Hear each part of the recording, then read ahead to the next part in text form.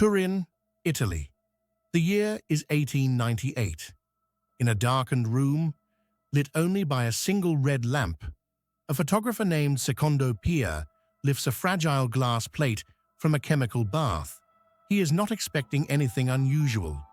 For centuries, the object he has photographed, a long linen cloth kept in the Cathedral of Turin, has been known only as a faint, almost ghost-like image, a shadow, barely visible. But as the liquid drains from the plate, Pia stops breathing.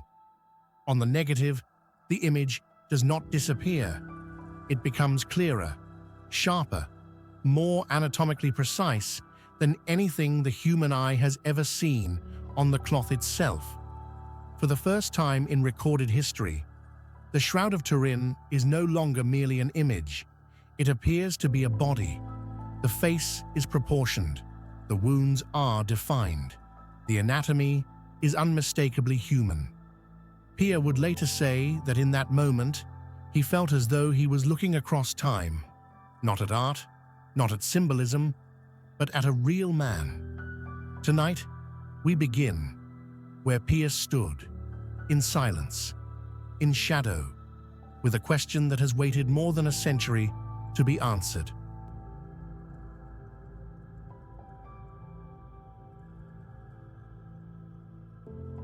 To understand why this moment unsettled so many people, it helps to slow down and return to the world of the late 19th century. In 1898, photography was still a young discipline. It was not yet trusted as a scientific instrument. It was closer to a craft, part chemistry, part intuition.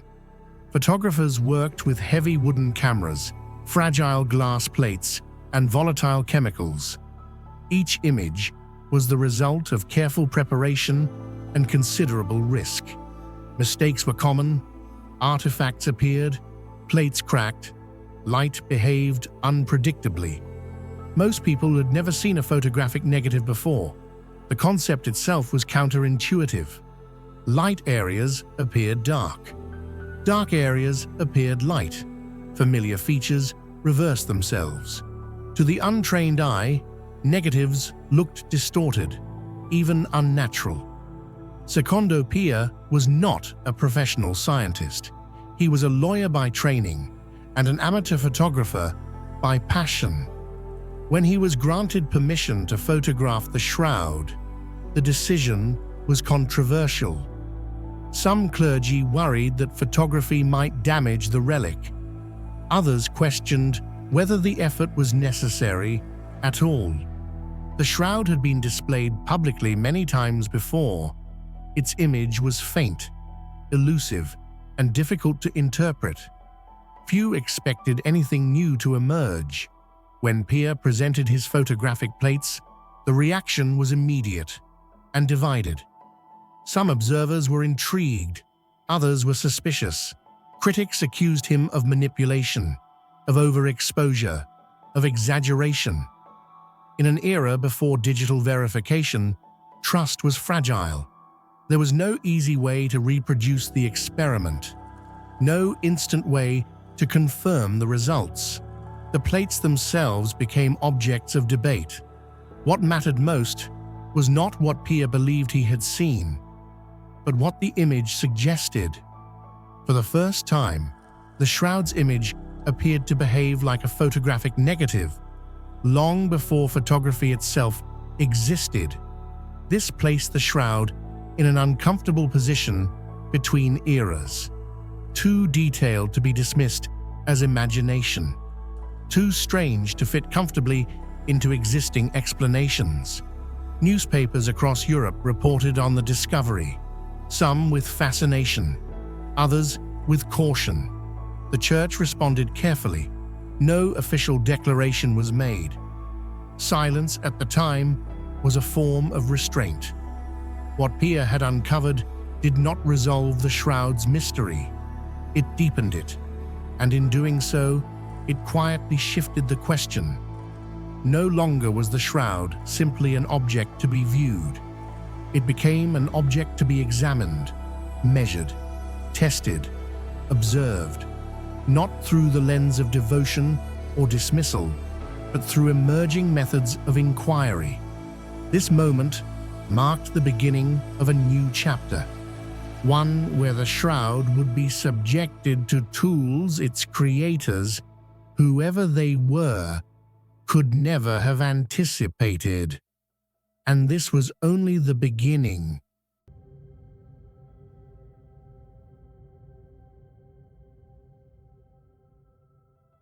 To understand why the negative mattered, we need to consider what a photographic negative actually does. In traditional photography, light and shadow are reversed. Bright areas become dark. Dark areas become bright. This reversal normally obscures detail rather than revealing it. Facial features flatten. Contours disappear. Subtle textures are lost. This is why early photographers used negatives only as an intermediate step, not as finished images. What Secondo Pia observed was the opposite. Details that were barely visible on the cloth itself became clearer on the negative. The face gained depth. The nose, cheeks, and brow emerged with anatomical precision. This suggested that the image on the shroud behaved less like a surface image and more like a record of spatial information. From a forensic standpoint, this was unexpected. Paintings do not do this. Pigment sits on the surface of a canvas or cloth. When photographed, the negative simply inverts color values. It does not generate new structure. Scorch marks do not do this either. Heat produces irregular patterns. Gradients blur, edges break down. Yet the shroud's image appeared uniform and coherent. Even more unusual was what the image lacked. There was no directionality, no sign of brush movement, no accumulation of material in recesses of the fabric. Under magnification, the fibers showed no penetration of color. Only the outermost fibrils, the thinnest surface layers, were altered. This meant the image was extraordinarily shallow, measured not in millimeters, but in microns. From a forensic perspective, this raised difficult questions. How does an image form without pressure, without movement, without liquid, without heat? Most processes that create visible images leave traces of their method. The shroud did not. Instead, it presented an effect without an obvious cause. This does not mean the image has no explanation. It means that, so far, none has fully accounted for all of its properties at once. Some proposed that the image resulted from contact with a body. Others suggested chemical reactions involving gases. Each theory explained part of the phenomenon, but not the whole. This is why the negative mattered so much. It revealed that the image was not simply something applied to the cloth. It behaved as if information had been transferred, encoded in light and shadow. And that realization changed how the shroud would be studied from that moment on. No longer as art, no longer as symbol, but as evidence, waiting to be examined.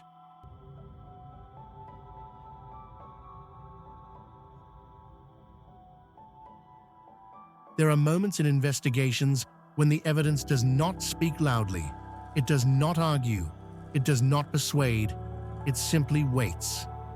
Secondo Pia did not set out to change history. He followed a process. He exposed a plate. He watched an image appear. What unsettled him was not what he expected to find, but what revealed itself when the light was reversed. A face emerged. Quietly, without explanation, without instruction. No conclusion was drawn that night. Only a question, and that question has remained. For more than a century, the shroud has rested in silence. It has not changed. The cloth has aged. The world around it has transformed.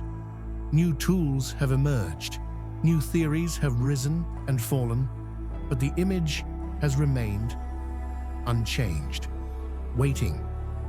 This investigation will move carefully. It will not rush to judgment. It will examine each detail as it appears, and then pause, because sometimes the most important part of a mystery is not what it claims to be, but what it refuses to explain. And with that question still unanswered, we turn now to the object itself, the cloth.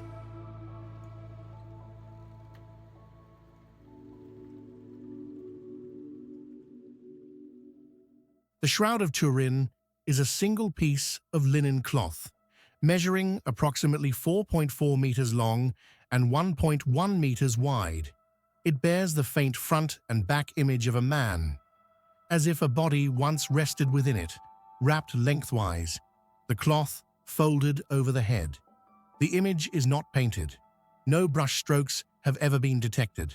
No pigments, no binders, no dyes. Under magnification, the fibers themselves remain largely uncolored.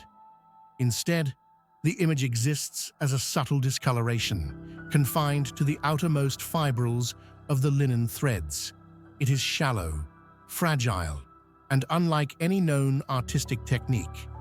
This alone makes the shroud unusual. But what makes it extraordinary is what the image depicts.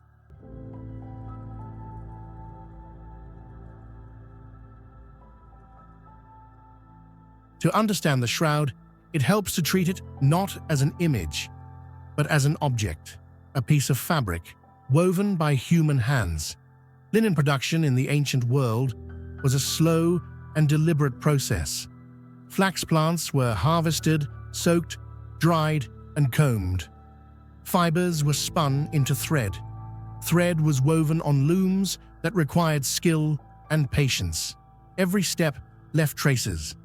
The quality of the finished cloth reflected time, labor, and purpose. Burial linens were not everyday items. They were prepared with care, often reserved for specific moments in life and death. In the ancient Near East, cloth carried meaning.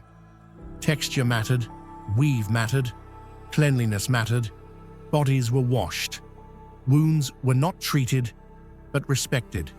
Cloth was wrapped, not tailored. The shroud follows this logic. It is not cut to shape. There are no seams to fit a body.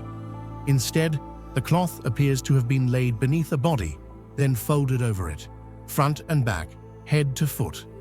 This method aligns with known burial customs of the 1st century. At the same time, the shroud's dimensions are unusual.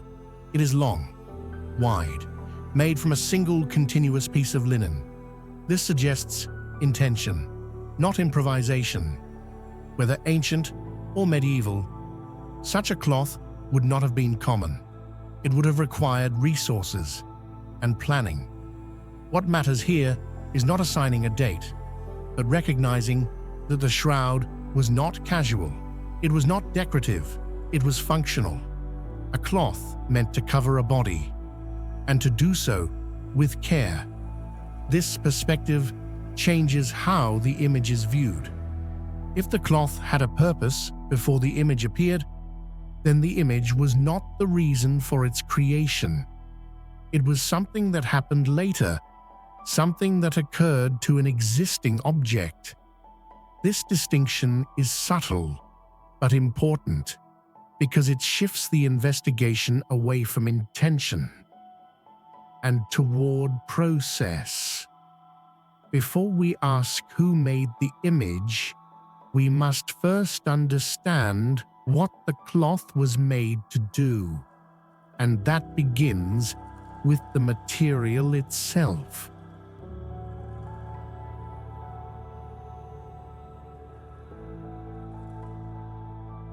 When examined closely, the shroud's image behaves unlike a stain. Stains spread, liquids soak, pigments accumulate unevenly. None of this appears on the linen. Under magnification, the fibers remain largely unchanged. Only the outermost surfaces of individual linen fibrils show discoloration.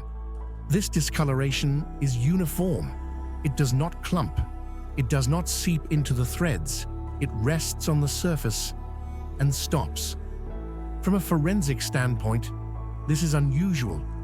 Most coloring processes, whether natural or artificial, penetrate material. They leave depth. The shroud's image does not. Measurements suggest the image affects only a few microns of the fiber surface, thinner than a human hair. This rules out many traditional techniques. Paint cannot do this without leaving residue. Dye cannot do this without soaking. Heat cannot do this without damaging surrounding fibers. Yet the linen shows no signs of charring where the image exists. No cracking, no melting. The fibers retain their structure. What appears to have changed is their chemistry. The surface fibrils show signs of oxidation and dehydration, a subtle aging effect, localized only where the image appears. This suggests that whatever formed the image altered the linen itself, not by addition, but by transformation.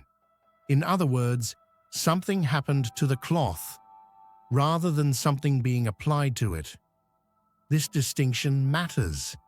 It does not tell us what happened, but it narrows the field of possibilities. From this point forward, investigators would no longer ask whether the image was painted. They would ask how a process could selectively affect only the surface of the fibers, without disturbing what lay beneath. It is here, at the level of individual threads, that the shroud begins to resist simple explanations. The closer it is examined, the quieter it becomes, and the quieter it becomes, the more carefully it must be listened to.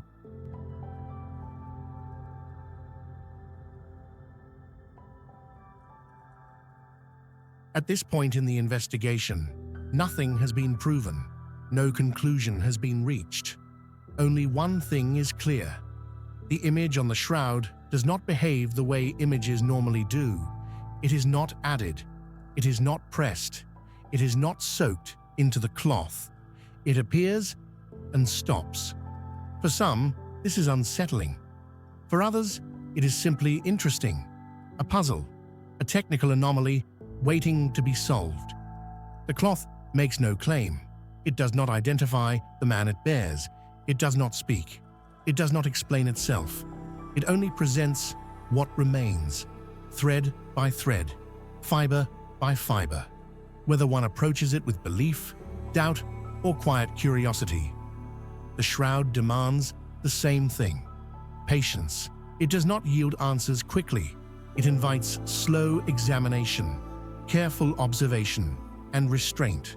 Because in forensic work, as in history, the most damaging mistake is not disbelief, it is assumption. So we pause here, not to decide, but to observe. Because before we can understand the image, we must first understand the cloth.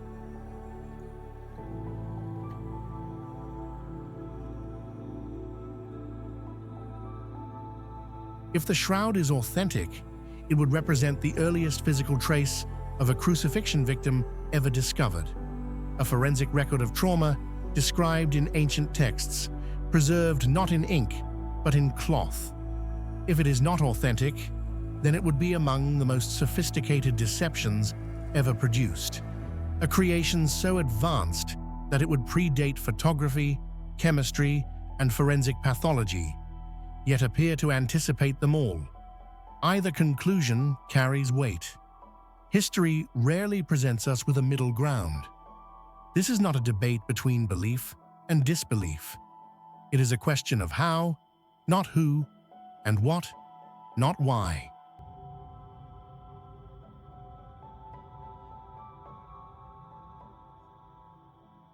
Crucifixion was not designed to kill quickly. It was designed to be seen, a public declaration of power, meant to warn, to humiliate, and to erase. In the Roman world, crucifixion was reserved for the powerless, slaves, rebels, those whose deaths were meant to leave no legacy. The condemned were stripped, displayed, left exposed to pain, exhaustion, and suffocation.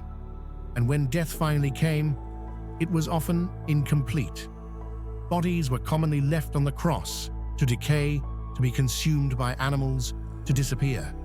Burial was rarely granted. When it was minimal, quick, unmarked, no monument, no record, which makes the existence of a detailed burial cloth unusual. Not impossible, but rare. Even more unusual is what this cloth appears to preserve. Not an artistic symbol, not a stylized icon, but the physical consequences of violence, scourge marks, blood flows that follow gravity, wounds that reflect anatomical reality. If authentic, the shroud would represent something unprecedented. Not a story about crucifixion, but evidence of it.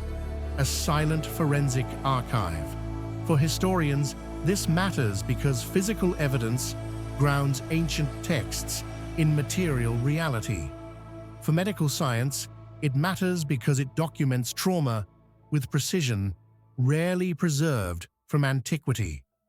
And for faith traditions, it matters not because it proves belief, but because it preserves a human experience described in sacred memory, suffering, mortality, death. Yet the shroud does not declare its identity. It does not label itself. It does not confirm any name. It simply records what happened to a body and leaves interpretation to those who encounter it. This is where disagreement begins. Some see coincidence, some see intention, some see artistry, some see authenticity, but all agree on one point.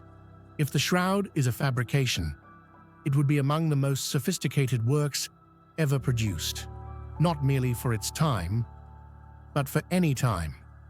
It would require knowledge of anatomy, chemistry, optics, and trauma that would not be formally understood for centuries. And it would have been created for no clear profit, no signature, and no clear explanation.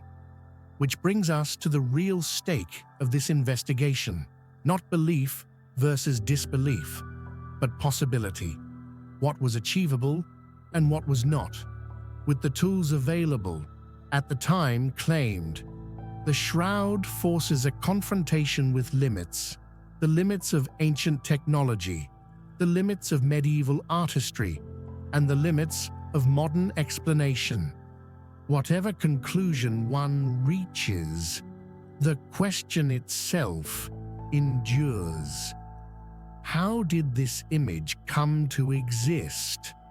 And why does it refuse to fit comfortably into any category we assign to it?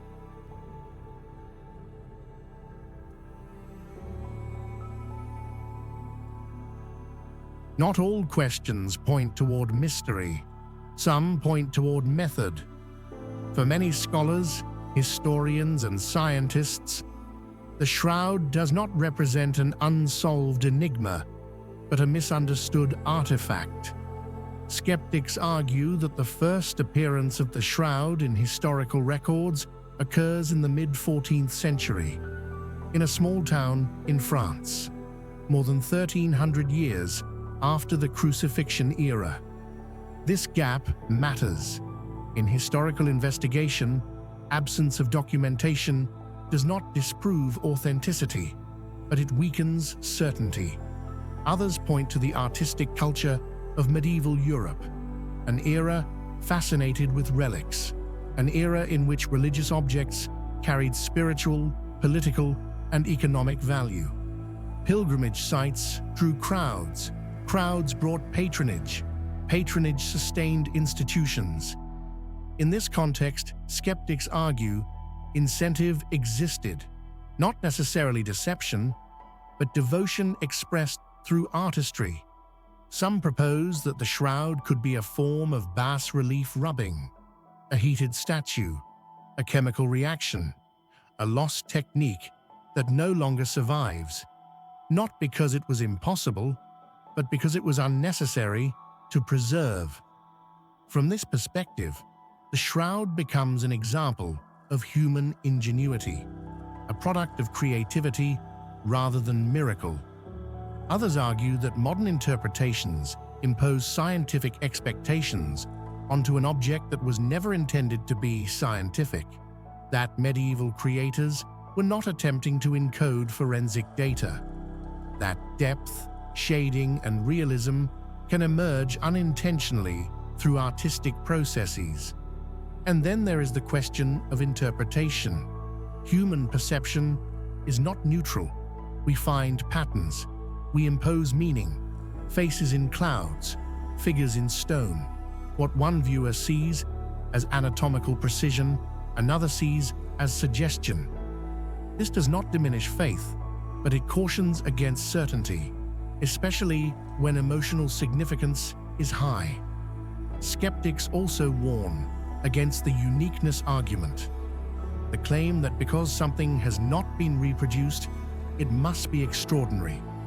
History is full of lost techniques, unrecorded methods, craft traditions that vanished without explanation. The shroud, they argue, may simply be one of them. From this view, the shroud is not an answer waiting to be decoded. It is a cultural artifact, layered with centuries of interpretation. And those layers, skeptics say, must be separated from the object itself. These perspectives do not resolve the mystery, but they serve an essential purpose. They remind us that wonder must coexist with restraint, that questions are not attacks, and that investigation is strongest when doubt is allowed to speak. The shroud has endured not because it convinces everyone, but because it convinces no one completely.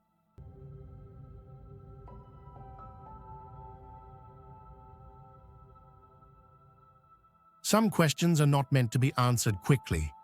They are meant to be carried. The shroud does not raise its voice. It does not argue. It does not insist. It simply remains. A piece of cloth, preserved across centuries of fire, movement, doubt, and devotion. For some, it is an object of faith. For others, an artifact of history.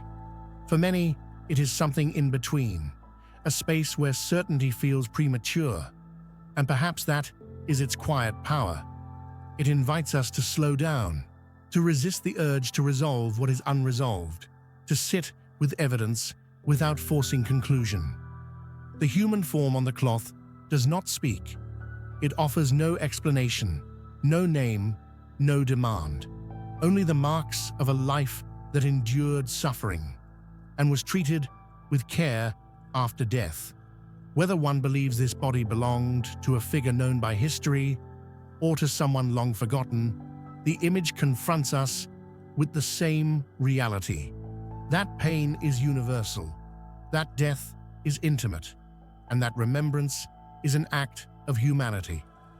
In this investigation, we are not asked to choose belief or disbelief. We are asked to observe, to listen, to acknowledge what can be known and what remains beyond us. As we continue, we will return to evidence, to fibers, to wounds, to measurements and tests. But for a moment, we allow the question to rest, like the body once did, wrapped in linen, in silence.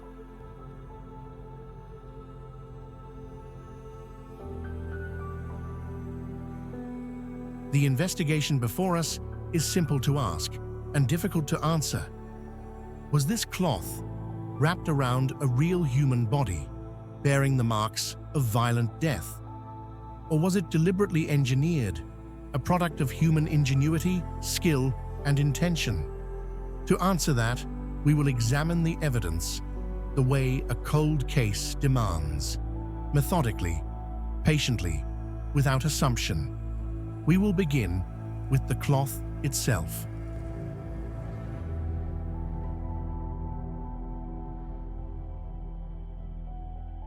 Every investigation begins with a question, but not all questions are equal. Some can be answered with dates, some with measurements, some with documentation. This one cannot, because the Shroud of Turin does not present a single mystery. It presents a convergence, a physical object, a human image, a historical gap, a scientific anomaly, and centuries of interpretation layered on top of one another. To approach it properly, the question must be framed with care. Not who this was, not what it means, but how it came to be. How an image appeared without pigment. How trauma appears without artistry. How information exists without clear mechanism. The Shroud forces us to separate identity from evidence. If we begin with identity, we interpret everything through belief. If we begin with disbelief, we dismiss what we cannot explain. So the investigation must begin elsewhere, with process, with limits, with what was possible at a given time, using known materials and known methods. Could a human body alone produce such an image? If so, by what interaction? Heat, chemistry, radiation? Could a human hand produce it? If so, with what tools, what knowledge, what intent? And perhaps the most difficult question of all, could something be genuine without being fully understood? In forensic science, unexplained does not mean supernatural, but it does mean incomplete. And incomplete explanations are not conclusions, they are starting points. The Shroud resists shortcuts. It punishes assumptions. Every time a theory explains one aspect, it fails another. Every attempt at replication produces partial success, but never the whole. This is not evidence of divinity, nor is it evidence of deception. It is evidence of complexity, and complexity demands patience. As we move forward, the goal is not resolution, it is clarity. To map what we know, to isolate what we do not, and to allow the evidence to speak, even when it speaks quietly. The Shroud does not ask us to believe, it asks us to investigate.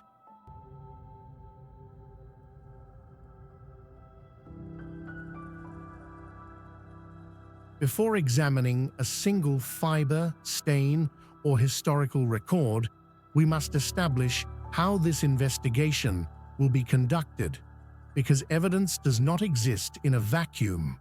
It is interpreted through method, and method determines outcome. For this investigation, 4 principles will guide every conclusion. First, primary evidence over interpretation. Whenever possible, we will rely on direct observation, measured data, and documented findings, not summaries, not assumptions, and not conclusions drawn without access to original material. When interpretations differ, we will return to what was actually observed.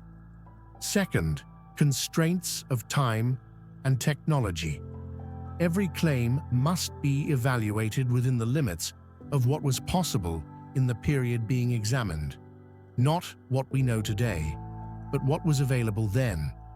Tools, materials, knowledge, techniques.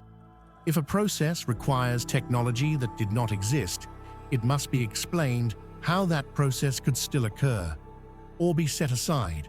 Third, multiple independent lines of evidence. No single test will be treated as decisive. In forensic science, reliability increases when separate methods point in the same direction. Fiber analysis, blood chemistry, image behavior, historical documentation.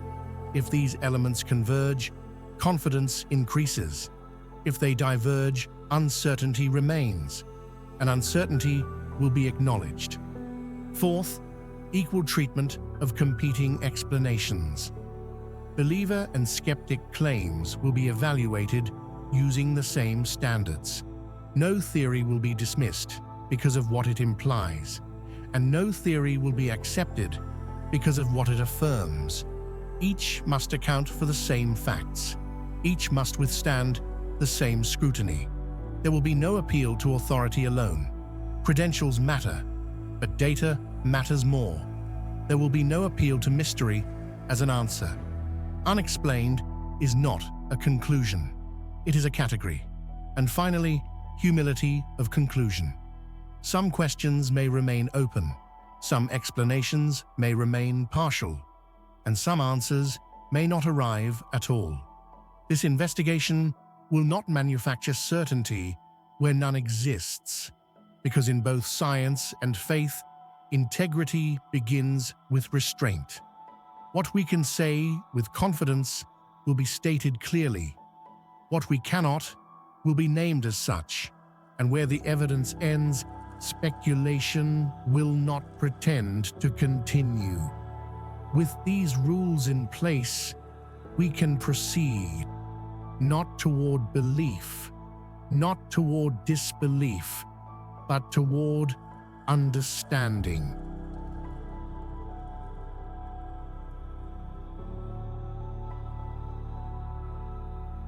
Before we examine the cloth, there is value in pausing, because this investigation does not exist only in laboratories or archives. It exists in memory, in tradition, in questions that have been carried forward not by institutions, but by people.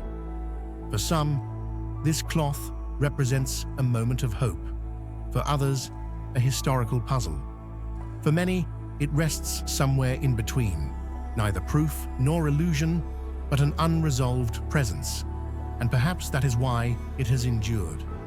Not because it answers every question, but because it continues to ask one. Science seeks to describe what happened.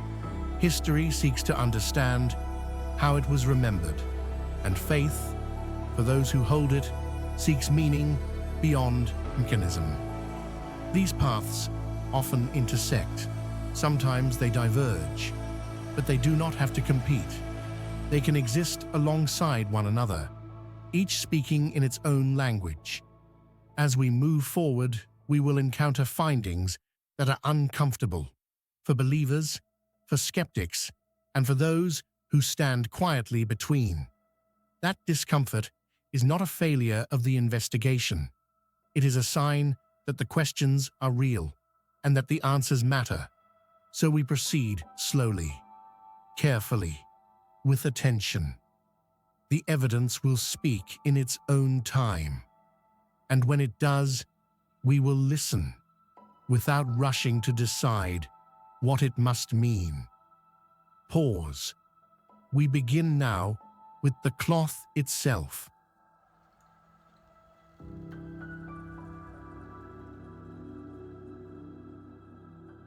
The linen used in the shroud is woven in a 3-to-1 herringbone twill.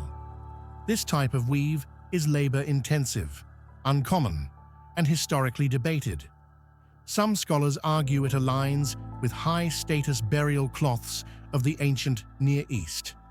Others note that similar weaves appear in medieval European textiles. Embedded within the linen are traces of cotton fibers, leading to theories of contamination, repair, or later handling. Each fiber becomes a witness, and like all witnesses, it tells part of the story, but not all of it. The cloth alone does not resolve the mystery, but it sets the stage.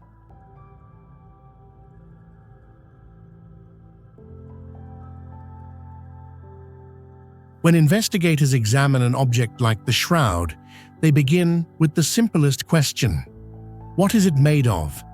Not symbolically, not theologically, but materially. The shroud is composed of linen, a fabric produced from the fibers of the flax plant.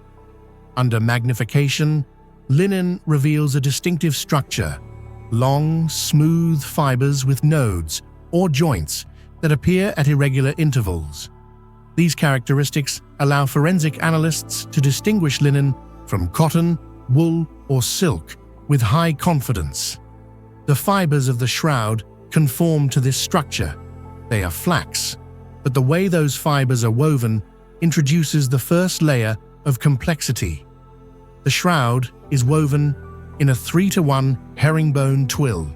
This means that each horizontal thread passes over 3 vertical threads, then under one, creating a diagonal pattern that subtly reverses direction at regular intervals. This technique produces a fabric that is both strong and flexible. It also requires time, skill, and specialized equipment. In antiquity, most burial cloths were simple weaves, plain linens produced quickly, often locally. A herringbone twill would have required a more advanced loom and a trained weaver. Because of this, some researchers have argued that the shroud represents a high-status textile, one consistent with wealth, importance, or ceremonial purpose. Others disagree. They point to examples of twill weaving found in medieval Europe, particularly in regions with developed textile guilds. From a forensic perspective, both positions remain plausible. The weave alone does not provide a date. It provides context, and context must be weighed alongside every other variable. Under microscopic analysis, investigators also identified traces of cotton fibers interwoven with the linen. This discovery raised immediate questions.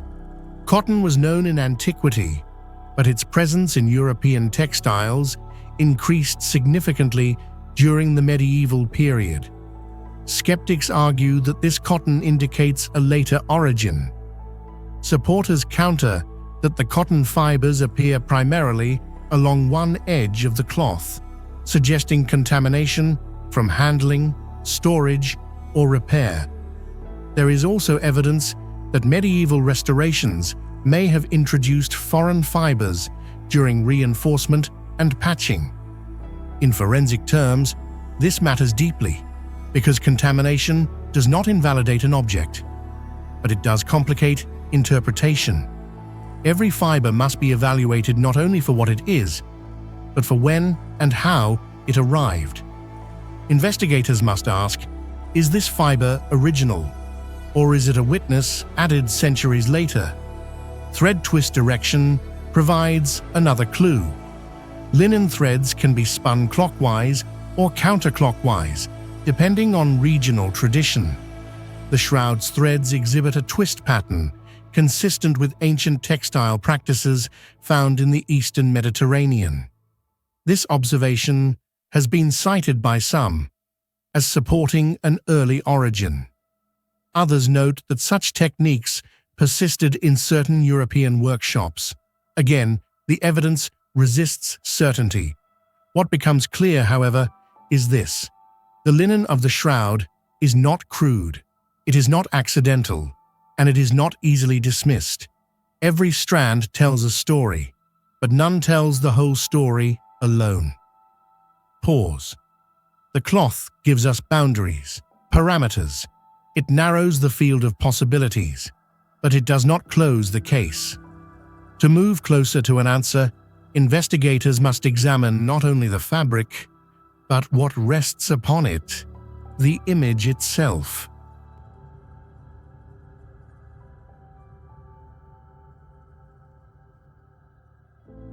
No forensic investigation is complete without examining the counter-arguments. In the case of the shroud's linen, skeptics begin with a simple observation. Herringbone twill weaving, while uncommon in burial contexts, is not unknown in medieval Europe. Textile workshops in regions such as Flanders and northern Italy produced complex twill fabrics by the 13th and 14th centuries. These workshops had access to looms capable of executing the shroud's pattern. From this perspective, the weave does not require an ancient origin. It requires craftsmanship. Skeptics also point to the quality of the linen itself. The threads are relatively uniform in thickness. The weave is consistent across large sections of the cloth. Such regularity, they argue, aligns more closely with organized medieval production than with small-scale ancient weaving.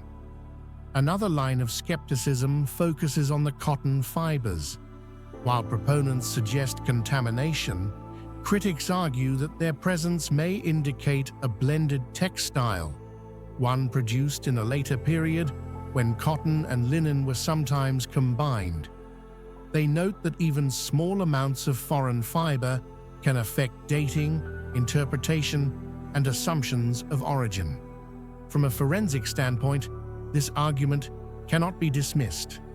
Contamination is difficult to quantify. It can occur during handling, display, repair, or sampling, and once introduced, it becomes nearly impossible to remove entirely. Thread splicing and reweaving present additional challenges. Historical records confirm that the shroud underwent repairs following damage, particularly after the fire of 1632. Skeptics suggest that these interventions may have introduced newer material into older sections. If so, forensic tests applied to mixed samples could yield misleading results. This possibility later becomes critical when examining carbon dating, but its roots lie here, in the cloth itself. Some researchers also question the assumption that burial cloths must be simple. They argue that medieval devotional objects were often crafted with exceptional care. If the shroud were created as a religious artifact, its complexity could reflect intention rather than authenticity. In this view, the cloth's sophistication is not evidence of antiquity. It is evidence of purpose. These arguments share a common theme. They do not claim the shroud is easily explained. They claim it is explainable, that human skill, tradition, and belief are sufficient to account for what we observe. And yet, each explanation carries assumptions of its own. Assumptions about access to technology, about motivation, about knowledge that would not be formally understood for centuries. The skeptical position does not close the case, but it sharpens it. It forces every claim to withstand pressure, to remain standing not because it is meaningful, but because it is supported. Pause. In a cold case, skepticism is not an obstacle, it is a tool. And here, it ensures that the linen is not asked to prove more than it can.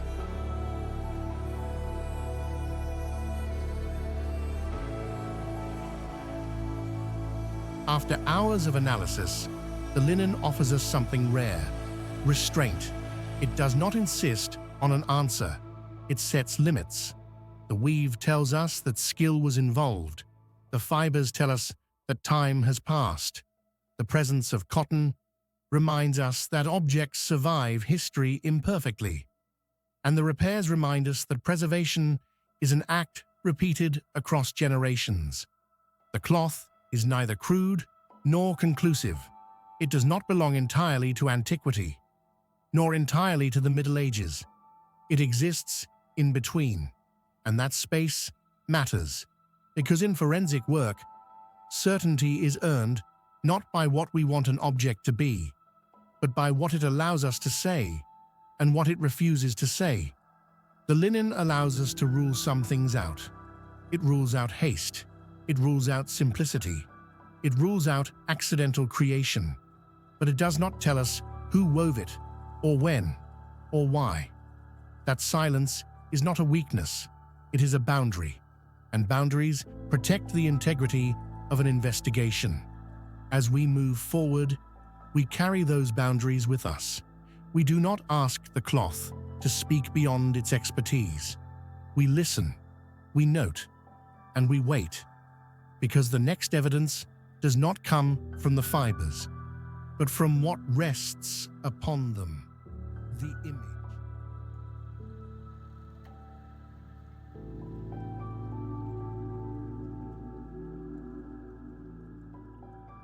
When scientists began analyzing the shroud's image, they expected to find directionality, brush marks, strokes, gradients. They found none. The image does not soak into the fibers. It does not pool. It does not behave like pigment or like scorch marks. Instead, the image exists only on the surface of the fibers. When processed through a VP8 image analyzer, a device designed for satellite imagery, the shroud produces a coherent three-dimensional relief of a human form. No medieval artwork behaves this way, and yet no known natural process fully explains it either.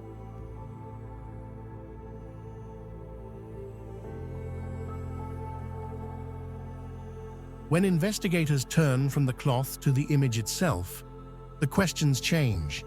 No longer what is it made of, but how did this happen? At first glance, the image appears faint, almost fragile. It does not announce itself the way paint does. There are no bold lines, no outlines, no intentional shading. Under normal lighting, the image can be difficult to see at all. And yet, under examination, it reveals properties that are anything but ordinary. The first expectation of scientists was simple. If the image were painted, it would behave like paint. Pigments would be present. Particles would penetrate the fibers. There would be directionality, evidence of strokes or application. None of these features appear. Microscopic examination shows that the image resides only on the outermost surface of the linen fibers. The discoloration does not soak inward. It does not cross thread boundaries. In many cases, only the topmost fibrils, measured in microns, are altered. This is not how liquids behave. It is not how pigments behave. It is not how dyes behave. Investigators also searched for chemical binders, substances that would have been necessary to fix any pigment to the cloth. Again, none were found. No proteins, no oils, no resins. The image exists without a carrier. This alone eliminates a wide range of artistic explanations. Another unexpected property emerged when researchers examined image intensity. The darker areas of the image correspond to regions where the body would have been closer to the cloth. Lighter areas correspond to greater distance. This relationship forms a continuous gradient.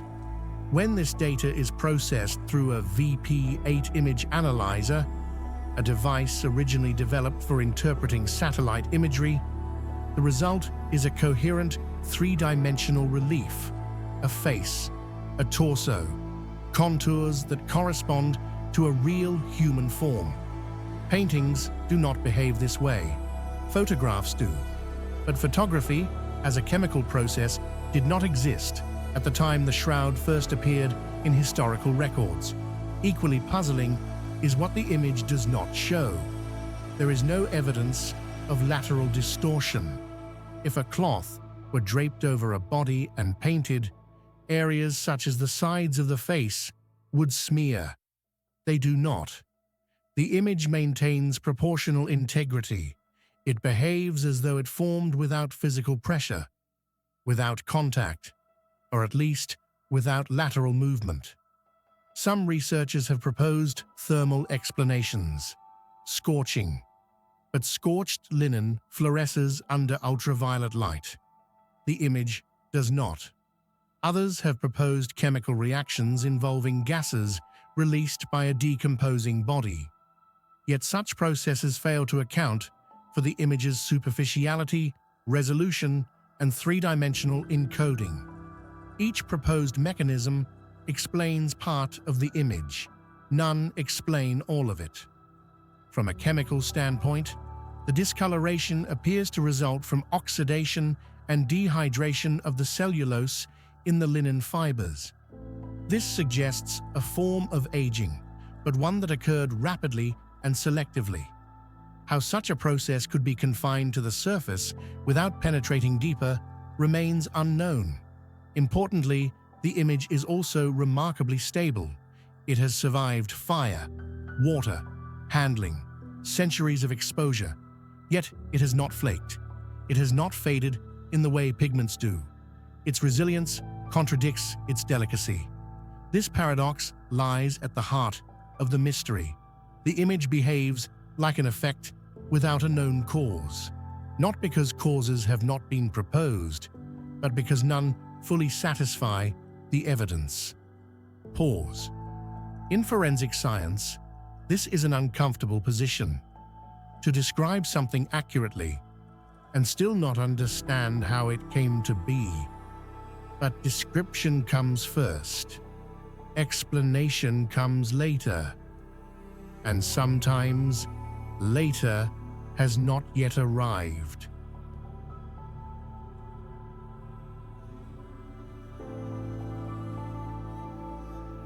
When an image resists explanation, skepticism does not disappear. It multiplies. Over the past century, researchers have proposed numerous mechanisms to explain how the shroud's image could have formed without invoking the extraordinary. These theories vary widely in complexity. Some are simple, others highly technical. All attempt to answer the same question. How could an image with these properties be produced by human means? One of the earliest proposals was direct painting. According to this view, a medieval artist used pigment to create the image. But this theory struggles immediately. Paint particles are detectable. They penetrate fibers. They leave residue. Repeated microscopic and chemical analyses have failed to find them. For many skeptics, painting alone is insufficient. Another proposal involves bas-relief rubbing. In this scenario, a cloth is draped over a low-relief sculpture, and pigment is gently applied, producing a superficial image. This method can create shading without deep penetration. However, it introduces distortions. Edges blur. High points receive excess pigment. Low points receive none. The shroud's image lacks these characteristics. It also encodes distance information far more precisely than rubbing allows. Photography has also been suggested, specifically a form of proto-photography using light-sensitive chemicals. This theory gained attention because the image behaves like a photographic negative. But no historical evidence supports the existence of such chemical knowledge in medieval Europe. Nor have experiments produced images matching the shroud's resolution, superficiality, and stability. Thermal theories propose that heat, either from a heated statue or a controlled scorch, created the image. But scorched linen behaves differently. It fluoresces under ultraviolet light. It darkens uniformly. The shroud's image does neither. Chemical vapor theories suggest that gases from a body could react with the cloth. This idea attempts to bridge natural processes with image formation. Yet it fails to explain the sharp resolution and three-dimensional encoding. Gas diffusion produces blur. The shroud does not blur. Some skeptics propose combinations of techniques: painting enhanced by heat, rubbing refined by chemical washes. These hybrid models grow increasingly complex. Each added element explains one feature, but introduces new problems elsewhere. From a forensic standpoint, complexity is a warning sign. The more steps required, the more opportunities for detectable traces. Yet those traces remain absent. This does not mean the image is unexplainable. It means the explanation has not yet been demonstrated. Skeptical researchers often emphasize an important principle. Absence of explanation is not evidence of the miraculous. Science progresses by admitting uncertainty, by leaving space for future understanding. This perspective does not deny the mystery.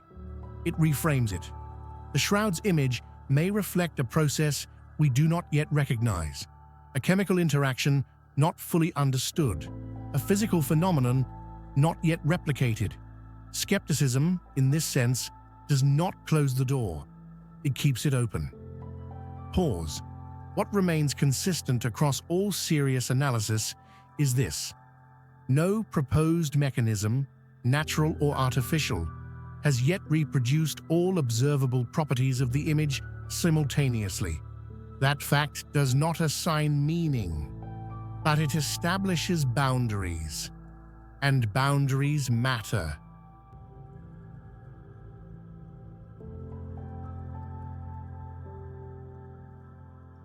After decades of examination, the image offers clarity of a particular kind, not certainty, but definition.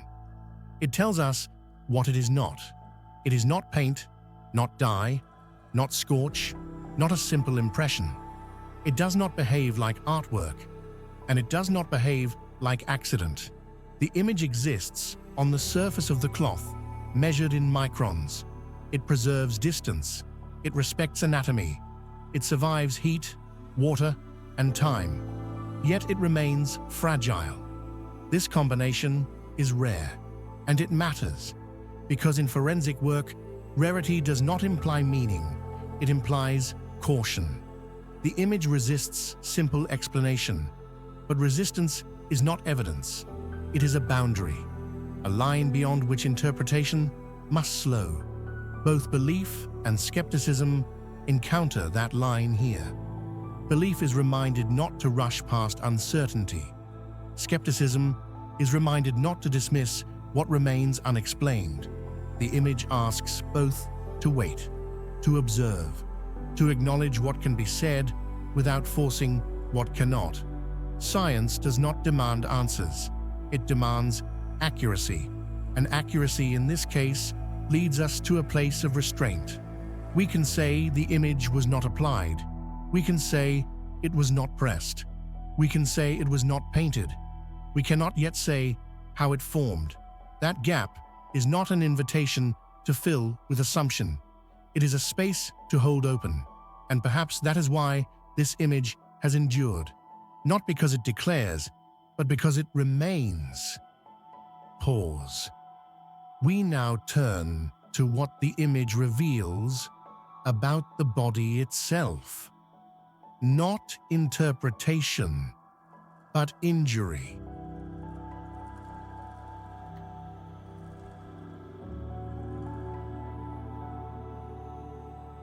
In 32, a fire breaks out in the chapel where the shroud is stored. Molten silver from its reliquary drips onto the folded cloth. Burn patterns form. Water is thrown to extinguish the flames. Later, repairs are made. These events complicate the evidence. Original material is lost. Later fabric is added. Boundaries blur. From this point forward, every scientific test must answer a more difficult question. Are we examining the shroud itself, or the long history of its survival?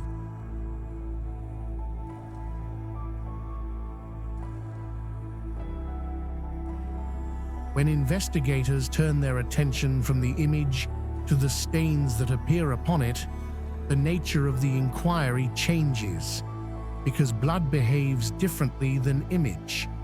It leaves a record, and that record follows rules. The reddish marks on the shroud were once assumed to be paint, but chemical analysis tells a different story. Spectroscopic testing has identified the presence of hemoglobin, the oxygen-carrying molecule found in human blood. More specifically, investigators detected porphyrins, iron compounds, and serum components consistent with real blood. Not symbolic, not artistic, biological. Even more significant is what surrounds many of these stains. faint outlines known as serum halos. When blood clots, heavier cellular components settle at the center, while lighter serum separates and migrates outward. This pattern cannot be painted convincingly. It forms naturally, and it requires time. The blood on the shroud exhibits these characteristics. It also predates the image. This conclusion comes from careful observation. Bloodstains lie beneath the image layer. The image does not cover the blood. It avoids it. This sequencing matters. If the image were applied deliberately, blood would either smear or be obscured. It is neither. Instead, the blood appears to have transferred directly from wounds to cloth before the image formed. Flow patterns provide additional insight. Blood follows gravity. It moves according to position. On the shroud, blood flows align with a body that was upright at first, and later horizontal. Trickles from the scalp suggest gravity-driven flow consistent with a vertical position. Blood from the side wound suggests a later release after death. Wrist wounds show flows angled downward, consistent with suspension. Importantly, the bloodstains are anatomically coherent. They respect muscle tension. They respect limb position. They are not decorative. They are functional. Chemically, the blood shows signs of trauma. Elevated bilirubin levels suggest severe physiological stress, the kind associated with extreme injury. This finding aligns with historical descriptions of scourging and crucifixion, but forensic analysis does not interpret meaning. It describes condition. What the blood tells us is limited, but clear. A human body experienced injury. That body bled. The blood transferred naturally to linen, and it did so before whatever process formed the image occurred. These observations do not identify the individual. They do not confirm historical identity. They do not prove authenticity, but they establish a baseline.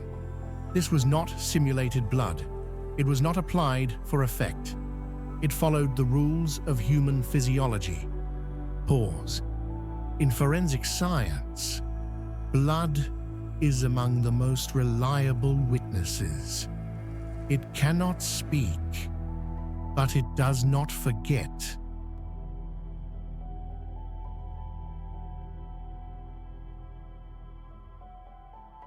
As with every line of evidence in this investigation, the bloodstains are not accepted without challenge. Skeptical researchers raise several important objections. The first concerns identification. While chemical tests have detected compounds consistent with human blood, critics note that many of these analyses were conducted decades ago, using methods less precise than those available today.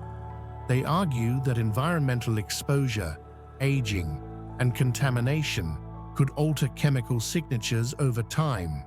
From this perspective, what appears to be blood may not be blood in the strict forensic sense, but a degraded residue that resembles it. A second objection involves color. Blood typically darkens as it ages, shifting toward brown or black.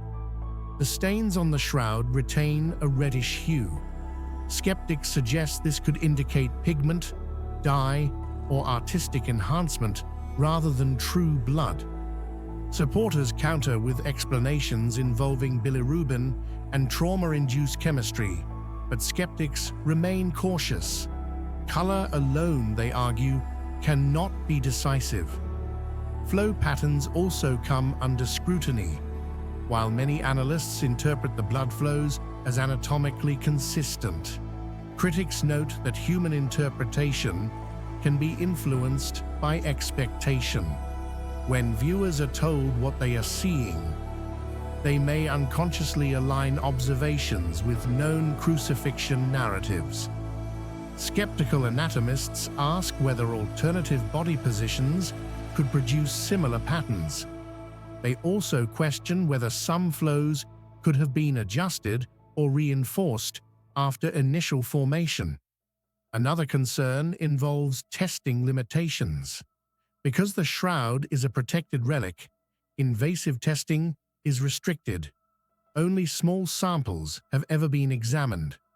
Skeptics argue that limited sampling increases uncertainty. Results from one area may not represent the whole cloth, and conclusions drawn from partial data must remain provisional. There is also debate about the sequencing of blood and image.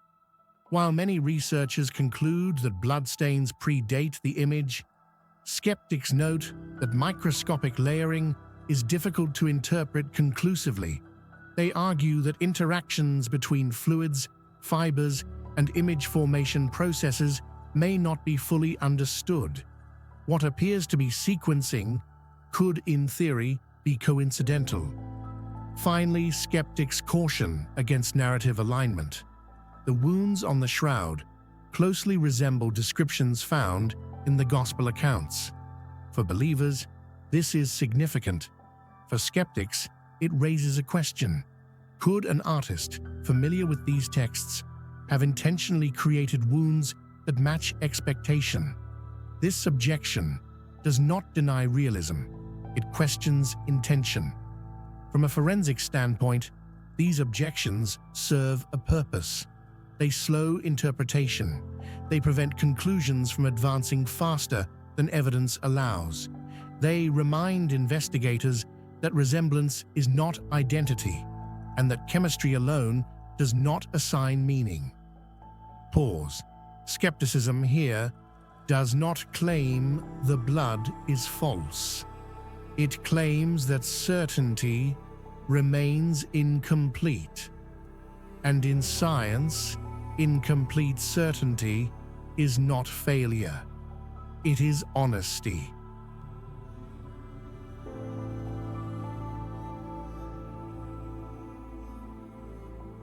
When the arguments are set aside, when the microscopes are lowered, and when the language of certainty is softened, what remains is something simple: a cloth bearing stains that behave like blood. Blood that flowed while the body was wounded. Blood that followed gravity. Blood that interacted with fabric the way blood does. Not symbolically, not artistically, but physically. Whether one approaches the shroud as a believer, a skeptic, or something in between, this much can be said without exaggeration. The stains record injury. They record suffering. They record a human experience of trauma. And they do so in silence. Pause. Science may debate the chemistry. History may debate the timing. But the presence of blood, real or represented, anchors the image in the reality of the body. It reminds us that whatever this cloth is, it is not abstract. It is not decorative. It is not distant. It is grounded in flesh, in pain, in mortality. Pause. At the same time, restraint matters. The shroud does not label the blood. It does not assign identity. It does not speak names. To go further than the evidence allows would be to cross from investigation into assertion. And this inquiry resists that step. Here, the evidence invites attention, not conclusions. It asks us to observe without claiming ownership over meaning. Pause. For some, the blood resonates with familiar narratives. For others, it raises unanswered questions. Both responses are valid, because evidence does not demand belief. It asks for honesty. Pause. In the end, the blood on the cloth does not explain the shroud. It grounds it. It keeps the mystery human. And it reminds us that behind every theory, every test, every debate, there was a body, and bodies leave traces.